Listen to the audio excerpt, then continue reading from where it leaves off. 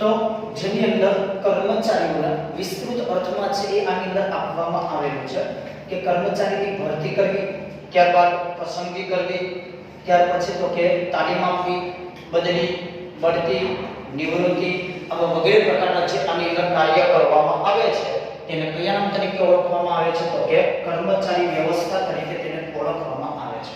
કારણ કે કર્મચારીની વ્યવસ્થાના ભાગરૂપે સૌપ્રથમ પહેલા તો કર્મચારીની ભરતી, પસંદગી, તાલીમ, બદલી, બઢતી, નિવૃત્તિ આ તમામ પ્રકારના કાર્ય છે કે મેં તમને આગળ કીધેલા છે કે જ્યારે કોઈ ખાલી પડેલી જગ્યા ભરવાની થાય તેને કયા નામ તરીકે ઓળખાય છે તો કે ભરતી તરીકે ઓળખવામાં આવે છે.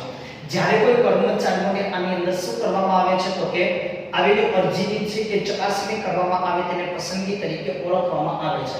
તાલીમની બાબતો મેં તમને અહીંયા કીધેલી છે કે જેની અંદર વ્યવહારુ જ્ઞાન અને સૈદ્ધાંતિક જ્ઞાન આવા બે પ્રકારના જ્ઞાનનો જેની અંદર ઉપયોગ કરવામાં આવે છે તેને કયા નામ તરીકે ઓળખાય છે તો કે તાલીમ તરીકે ઓળખવામાં આવે છે. પછી આવી બદલી કે જ્યારે કર્મચારીને પોતાના સ્થાન પરથી જ્યારે બીજા સ્થાન ઉપર એટલે કે પોતાના હોદ્દા પરથી સમકક્ષ એટલે એના જેવા જ હોદ્દા પર મૂકવામાં આવે ત્યારે તેની સત્તા, જવાબદારી, પગાર, વેતન કે કાર્યમાં કોઈ પણ પ્રકારનો ફરક પડતો નથી.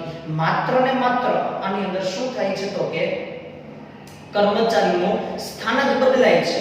તેથી આવા પ્રકારની જે કામગીરી થાય છે તેને કયા નામ તરીકે ઓળખાય છે તો કે જેને બદલી તરીકે ઓળખાય છે. જ્યારે કર્મચારીને નીચેના હોદ્દા પરથી ઊંચા હોદ્દા પર મૂકવામાં આવે ત્યારે તેમના વેતન, સત્તા, જવાબદારી, કાર્યો આ વગેરે પ્રકારની બાબતોમાં સતત આની અંદર શું થતો જાય છે તો કે ફેરફાર થતો જાય છે, વધારો છે એ થતો જાય છે. તેથી આવા પ્રકારની જે કામગીરી થાય છે તેને કયા નામ તરીકે ઓળખાય છે તો કે બઢતી તરીકે ઓળખવામાં આવે છે. જેમ કે સુપરવાઇઝરને પ્રિન્સિપાલનો આની અંદર હોદ્દો આપવામાં આવે તો તેની સત્તા, જવાબદારી, કાર્ય, પગાર, વેતન આવી તમામ પ્રકારની બાબતોમાં જરૂરી એવા ફેરફાર થાય છે તેને બઢતી તરીકે ઓળખાય છે.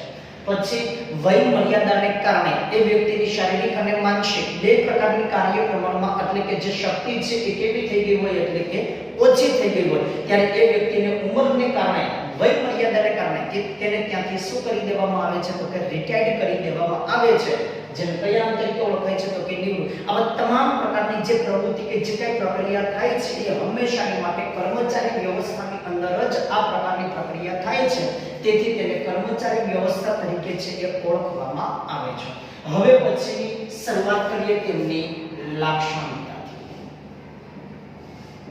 લાક્ષણિકતામાં પહેલી લાક્ષણિકતા જેની અંદર આપવામાં આવેલું છે કે સંચાલનનું અગત્યનું કાર્ય. જેની અંદર કર્મચારી વ્યવસ્થા એ સંચાલનના અગત્યના કાર્ય. તો સંચાલનના કાર્યો કેટલા આવેલા છે તો કે એક તો આની અંદર આયોજન, બીજું વ્યવસ્થા તંત્ર, ત્રીજું દોરવણી, ચોથું સંકલન અને પાંચમું અંકુશ. આમ સંચાલનના કાર્યો ટોટલ 6 છે પણ કર્મચારી વ્યવસ્થા આની અંદર બાદ કરેલી છે.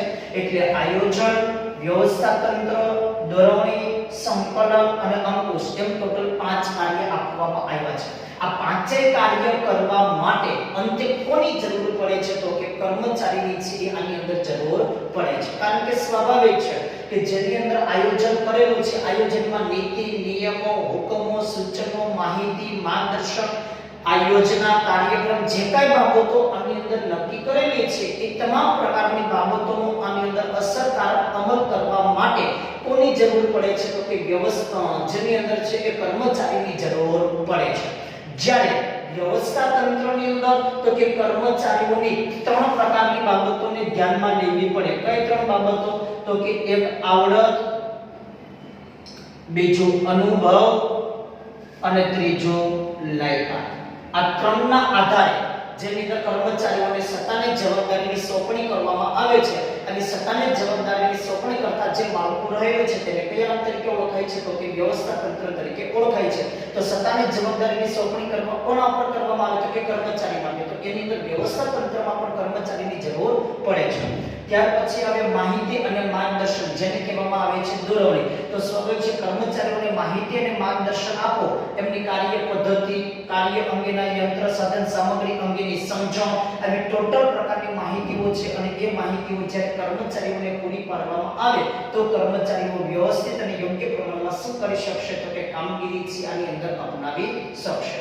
ત્યાર પછી આપવામાં આવેલું છે સંકલન. જ્યારે કોઈ આની અંદર માહિતી આપે, માર્ગદર્શન આપે, નિર્ણયોનો અમલ કરવાનો હોય તો એવી તમામ પ્રકારની કામગીરી કોના દ્વારા શક્ય બને છે તો કે સંકલન દ્વારા. તો તેથી કર્મચારીઓ ભલે બધાના કાર્ય અલગ અલગ છે, બધાના વિભાગ અલગ અલગ છે, બધાની સત્તાની જવાબદારી અલગ અલગ છે, પણ બધાય વચ્ચે એક સૂત્રતા જળવાય તેવા પ્રકારની કામગીરી કોના દ્વારા શક્ય બનાવાય છે તો કે કર્મચારીઓ દ્વારા શક્ય બનાવવામાં આવે છે.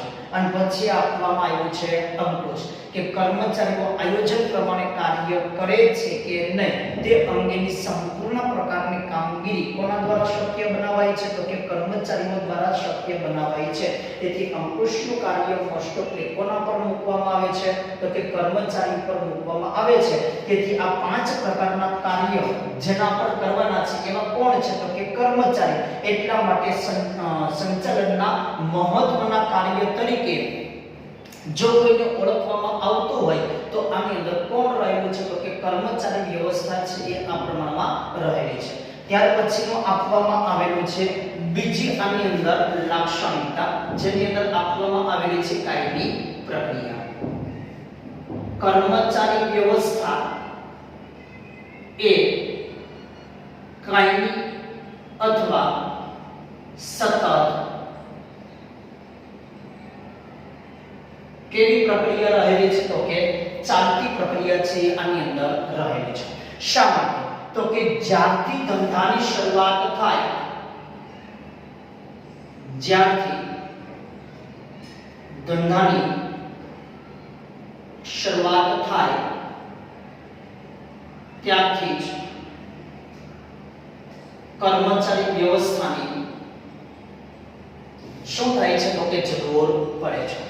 જ્યારથી ધંધાની શરૂઆત થાય, કારણ કે તમારી પાસે કરોડો રૂપિયાના યંત્ર સાધન સામગ્રી કાચો માલ પડ્યો હોય પણ આની અંદર પ્રક્રિયા કરવા માટે એક પણ કર્મચારી ન હોય તો સ્વાભાવિક એ કર્મચારીઓ છે એના વગર કોઈ કાર્ય શક્ય બનવાનું નથી. એટલા માટે જેની અંદર ધંધાની શરૂઆતથી માંડી અને જ્યાં સુધી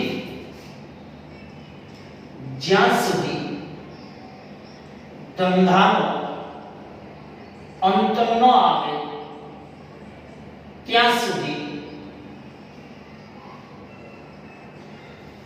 આ પ્રક્રિયા કન્ટિન્યુ સતત કેવી રહે છે તો કે ચાલુ જ રહે છે.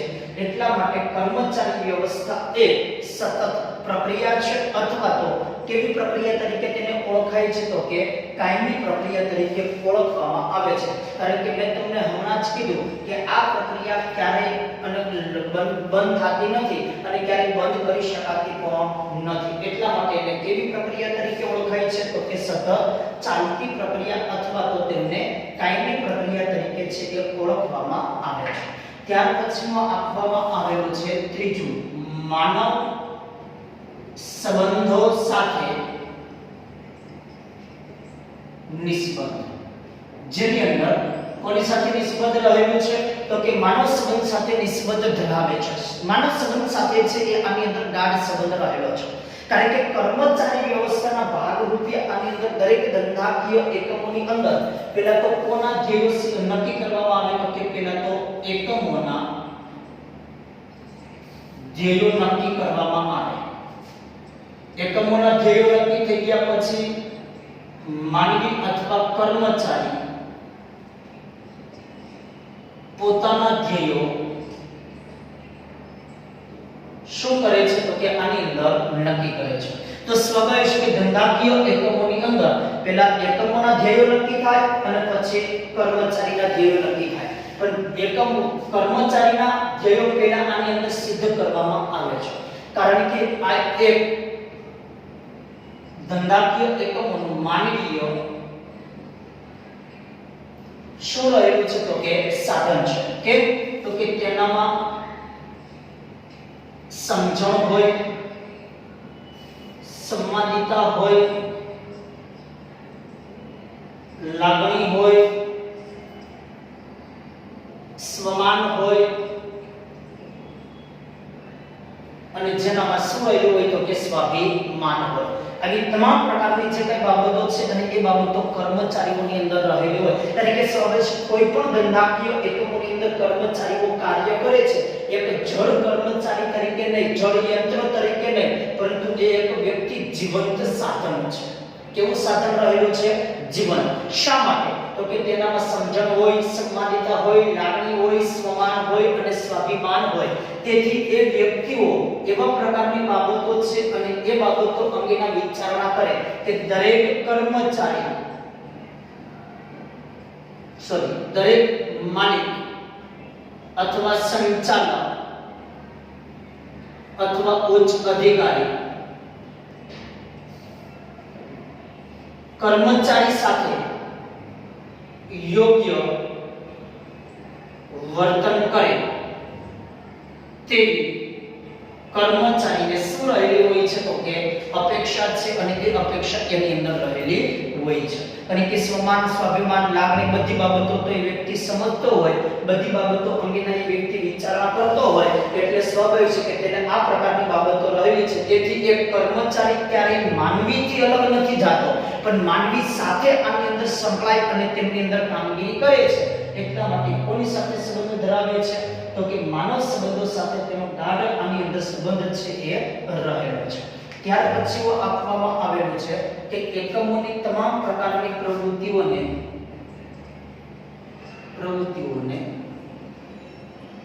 સતત કેવી રાખે છે? તો કે ગતિશીલ રાખે છે. પ્રવૃત્તિઓને સતત ગતિશીલ કઈ રાખે? કઈ કઈ બાબતોથી અંદર રાખે? તો કે એકમોની અંદર પ્રવૃત્તિ કઈ થાય? તો કે એક તો કાચા માલની ખરીદી કરવી, ત્યાર પછી તો કે ઉત્પાદન કરવું, ત્યાર પછી તો કે વેચાણ કરવું, ત્યાર પછી તો કે જાહેરાત કરવી, ત્યાર પછી તો કે હિસાબ કિતાબ કરવો. આવા વગેરે પ્રકારની પ્રવૃત્તિઓ છે એ આની અંદર રહેલી છે. તેથી સંપૂર્ણ પ્રકારની પ્રવૃત્તિઓને સતત કાર્યશીલ, સતત પ્રવૃત્તિમય રાખવા માટેનું કાર્ય કોના દ્વારા થાય છે? તો કે કર્મચારીઓ દ્વારા એ કરવામાં આવે છે. જેમાં કર્મચારીઓ વસ્તુઓ અંગેની ખરીદી કરવા માટે કર્મચારીને મોકલે, ત્યાર પછી ઉત્પાદન પ્રક્રિયા કરવી હોય, જેમાં કાચા માલ ઉપર પ્રક્રિયા કરીને અર્ધ તૈયાર માલ બનાવે, અર્ધ તૈયાર માલ ઉપર પ્રક્રિયા કરીને તૈયાર માલ બનાવે, ત્યાર પછી તેનો છાપ સિમ્બોલ મૂકે, તેમનું પેકિંગ કરે, વળી એના ઉપર છાપકામ કરે, વળી પાછળ એના મોટા કાર્ટૂન બનાવે. આ બધાય પ્રકારની જે કામગીરી છે એ કામગીરી હંમેશાની માટે કોના દ્વારા થાય છે? તો કે કર્મચારીઓ દ્વારા જ થાય છે. પછી વેચાણ કરવા માટે તમને મને બધાને ખબર જ છે કે જેની અંદર વેચાણ કરવા માટે મોસ્ટ ઓફલી કંપની વાળાએ કોને મૂકેલા હોય છે? તો કે આની અંદર સેલ્સમેનોને છે એ મૂકવામાં આવેલા હોય છે. તો સેલ્સમેન દ્વારા આની અંદર વસ્તુઓનું ઘણી બધી બાબતોમાં નિર્માણ છે અને એ નિર્માણની અંદર કરવામાં આવે છે. પછી આપવામાં આવેલી છે જાહેરાત, જેને કહેવામાં આવે છે વિજ્ઞાપન. બેનર, બોર્ડ, પત્રિકા, ન્યૂઝ ચેનલ, પેમ્ફલેટ્સ, મૌખિક રીતે, ત્યાર પછી લાઉડ સ્પીકર દ્વારા, આવી કોઈ પણ પ્રકારની બાબતો દ્વારા જેની અંદર તેનું શું કરવામાં આવે છે? તો કે કેટલાય પ્રકારની બાબતો અંગેની જાહેરાત કરવા માટેની કામગીરી, કેટલી આવક, કેટલી જાવક, કેટલા પ્રમાણમાં ખર્ચ, આવી વગેરે પ્રકારની જે કઈ બાબતો રહેલી છે એ સંપૂર્ણ પ્રકારની બાબતોનું કામગીરી કોના દ્વારા શક્ય બનાવાય છે? તો કે જેની અંદર કર્મચારી દ્વારા શક્ય બનાવાય છે. એટલા માટે બધી જ પ્રકારની પ્રવૃત્તિઓ કરવા માટે મોસ્ટ ઓફલી કોની જરૂર પડે છે? તો કે કર્મચારીની જરૂર પડે છે. તેથી એકમની સંપૂર્ણ પ્રકારની કામગીરી કોના દ્વારા શક્ય બનાવાય છે? તો કે કર્મચારીઓ દ્વારા છે કે શક્ય બનાવવામાં આવે છે. ત્યાર પછીનો આપવામાં આવેલો છે અન્ય કાર્ય સાથે સંબંધ. અન્ય કાર્ય સાથે સંબંધ, જેની અંદર અન્ય પ્રકારના કાર્યનો કોનો સમાવેશ થયો આગળ આપણે ભણી ગયા. જેની અંદર આયોજન, વ્યવસ્થા તંત્ર, દોરવણી, સંકલન અને અંકુશ. આટલા પ્રકારના કાર્યો છે આની અંદર પેલા છે મેં તમને આગળ કીધેલું છે કે આ બધાય પ્રકારના કાર્યો એટલે કે આયોજન કરવામાં આવે તો તેના અસરકારક અમલીકરણ કરવા માટે પણ કોની જરૂર પડે છે? તો કે કર્મચારીની જરૂર પડે. વ્યવસ્થા તંત્રમાં સત્તાને જવાબદારીની સોંપણી કરવા માટે કર્મચારીઓની જરૂર પડે. માહિતી અને માર્ગદર્શન એટલે કે દોરવણી આપવા માટે પણ કર્મચારીઓની છે આની અંદર જરૂર પડે. સંકલન એટલે કે માહિતી અને માર્ગદર્શન, હુકમો, સૂચનો, નીતિ, નિયમો, નિર્ણયો, યોજના અને કાર્યક્રમ, કોઈ પણ પ્રકારની બાબતો હોય, ભલે બધાના કાર્ય અલગ અલગ છે, સત્તા જવાબદારી અલગ અલગ છે, તેના વિભાગો અલગ અલગ છે, પણ બધા વ્યક્તિઓને એક સાથે ભેગા મળી અને જે કંઈ આખા ધંધાકીય એકમોના નીતિ નિયમો કે સિદ્ધાંતોની જાણકારી આપવી હોય તો એને સંકલન કરી અને પછી આ પ્રકારની કામગીરી કરવી પડે છે. જ્યારે ત્યારબાદ આપવામાં આવ્યું છે અંકુશ, કે આયોજક દ્વારા લેવાયેલા નિર્ણયોનો અસરકારક અમલ થાય છે કે નહીં તે બાબતો જોવાનું કામ કોના દ્વારા થાય છે તો કે અંકુશ દ્વારા કરવામાં આવે છે. જો એ પ્રમાણમાં કામ ન થતું હોય તો સમજી લેવાનું કે કાર્યમાં ગમે ત્યાં શું રહેલી છે તો કે ભૂલ રહેલી છે. તેથી આવા ભૂલને ધ્યાનમાં રાખી અને એ ભૂલ સુધારવા માટે તેના પર શું કરવામાં આવે છે તો કે અંકુશ છે એ મૂકવામાં આવે છે. જેને કારણે અન્ય પ્રકારના કર્મચારી વ્યવસ્થાનો સંબંધ છે એ સંચાલનના બધા જ પ્રકારના કાર્ય સાથે છે આની અંદર સંકળાયેલો હોય છે. ત્યારબાદ જેની અંદર આપવામાં આવ્યું છે છઠ્ઠી લાક્ષણિકતા, જેમાં આપવામાં આવ્યું છે વિસ્તૃત પ્રવૃત્તિ, કે જેની અંદર વિસ્તૃત પ્રવૃત્તિમાં એવું કહેવામાં આવ્યું છે કે કર્મચારી વ્યવસ્થા એટલે કર્મચારીઓની કામગીરીમાં ખાલી માત્ર કર્મચારીને ભરતી કરી દેવી એટલે કે ભરતી કરવી એટલા પૂરતું મર્યાદિત નથી, પણ જેની અંદર કર્મચારીઓને એક તો મેળવવા, પછી તેમને કેળવવા, પછી તેમને જાળવવા, આ ઉપરાંત કર્મચારીઓ વ્યવસ્થિત અને યોગ્ય પ્રમાણમાં કામગીરી કરી શકે તે માટે તેમને જરૂરી એવી માહિતી અને માર્ગદર્શન પણ જેની અંદર પૂરું પાડવું પડે છે, જેથી કરીને કર્મચારીઓ આની અંદર વ્યવસ્થિત અને યોગ્ય પ્રમાણમાં કામગીરી કરી શકે. પહેલા તો સારા યોગ્ય સારા આવડત અનુભવ લાયકાત ધરાવતા હોય એવા કર્મચારીઓને પહેલા તમારે શું કરવા પડે તો કે મેળવવા પડે, કેળવવા પડે. કેળવવા એટલે જે મેં તમને હમણાં જ કીધું હતું કે તાલીમ બે પ્રકારની જ્ઞાન આપવામાં આવે, એક સૈદ્ધાંતિક અને બીજો પ્રાયોગિક. એવા બે પ્રકારના જ્ઞાન છે કે પૂરા પાડવામાં આવે.